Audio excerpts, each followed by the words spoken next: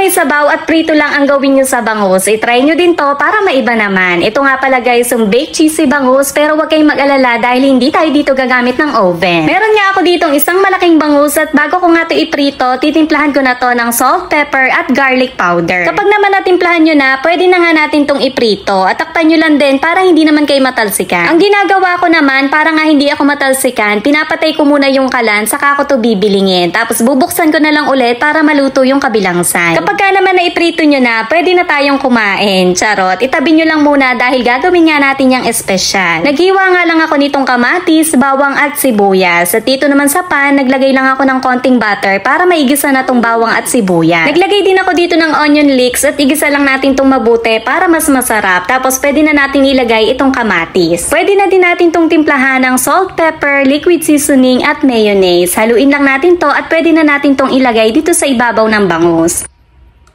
Hindi nga tayo dito gagamit ng oven at itong kawali nga lang yung gagamitin natin. Pero kailangan yung kawali na gagamitin nyo meron siyang take para magme-melt yung cheese. Nung nailagay ko na nga itong sauce, nilagay ko na din dito sa may ibabaw itong cheese. Dinamihan ko na nga din para mas masarap. Takpan nyo lang to para mag-melt yung cheese sa mahinang apoy lang. At after nga ng ilang minuto, ayan na, ready na at pwede na tayong kumain. O diba, yung simpleng pritong bangus lang nagawa pa nating espesyal. Kaya naman, itry nyo din to at sigurado magugustuhan ng buong pamilya nyo. Shoutout po pala sa aming mutya ng palengke, si Ate Mutya Taruk. Salamat po sa suporta at panonood nyo.